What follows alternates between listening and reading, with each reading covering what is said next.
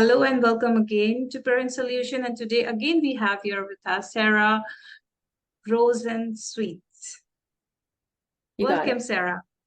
And Sarah is going to talk about a very necessary topic for all the parents, for me and for everyone around us, how to bring our children's attention, how to bring them in the moment when they are not listening, when they are just like ignoring, or maybe they are there, but they are making us feel that they are not listening and they don't care about it.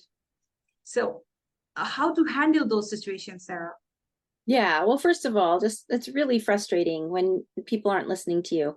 So Yes. just give yourself a lot of compassion, and use your stop, drop, and breathe tool when someone's not listening, because the first step in peaceful parenting is always to calm ourselves, right? Because I could give you all the strategies in the world, but you wouldn't be able to Mhm. use them if you're feeling really frustrated and dysregulated and yelling. You wouldn't be very effective, right, as a parent.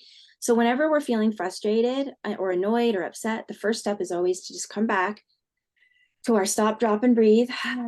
Give ourselves some compassion. This is really hard. Anyone in my position would be feeling frustrated right now. And then we just want to kind of focus in on, okay, so they're not listening to me. And often we often start out by not getting our kids' attention in an effective way. So if we're trying to get our kids to get their coats and shoes on, right? And they're playing in the living room and it's time to go to school, and we're making the lunches and we shout to the living room, hey, everybody, go get your coats and shoes on. We're 50 feet away or whatever in another room. Oftentimes kids they want to keep playing, right? They don't want to go to school. They just want to keep playing. So they might ignore us because we're not right there, right? We're not right there. And they can pretend they haven't heard us. Other times they actually don't hear us because kids are so focused on one activity. Their brains are really like engrossed in whatever it is, playing Lego or superheroes or whatever it is. They don't actually, it doesn't register. It's like la la la la la la. They hear Ah, some note somewhere, but they don't really hear what we said. So whether yeah. they're ignoring us because they know they have more time because we're busy making lunches, or they're ignoring us because it didn't register what we're saying, that's not Mhm. effective to shout out from the other room, time to go get your coats and shoes on.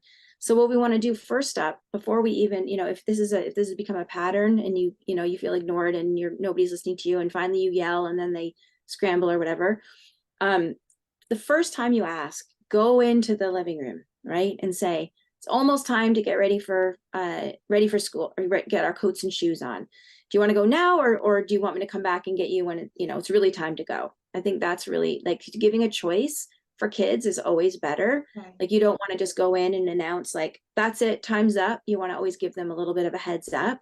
We're going to be going in 5 minutes, so finish up your play, right? So, before we even speak to them, we might do something like tap them on the shoulder. And if some children aren't comfortable with eye contact, so I wouldn't insist on eye contact, but if you want to get some recognition that your child is listening. So if your child is okay with eye contact, you might say, like, hey, look in my eyes, Jonah, smile at your child. If they don't like eye contact, you might say, like, if you can hear me, wave your elbow in the air or something like that, right? Just to get that acknowledgement. And then that's when you would give the choice. Do you want to, it's almost time to go. Do you want to wrap up your game, or should we go right now? Of course, they're going to say, we want to wrap up our game. And then you say, okay, I'll be back in 5 minutes. When I come back, it's time to go. So, you come back, and of course, they're still not going to want to go, probably, right? They still want to keep playing.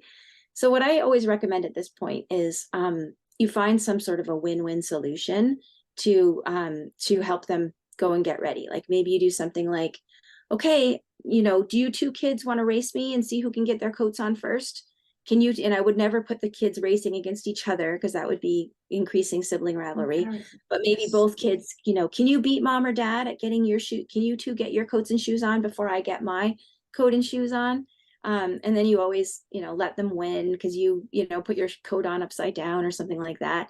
But, finding like that friendly competition to get out the door, or maybe you talk about what you're going to do once you get outside so that they have something to work towards. Like, when we get outside, let's skip down the street and sing our favorite song, or let's count how many dogs we see on the way to school, or you know, something like that. So you want to like give them something to work towards.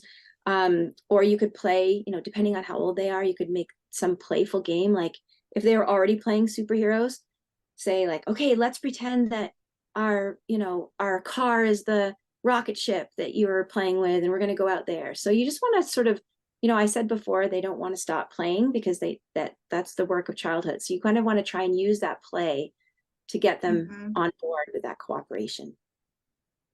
Wow. Thank you And for all these I think tips. I'll just add one thing.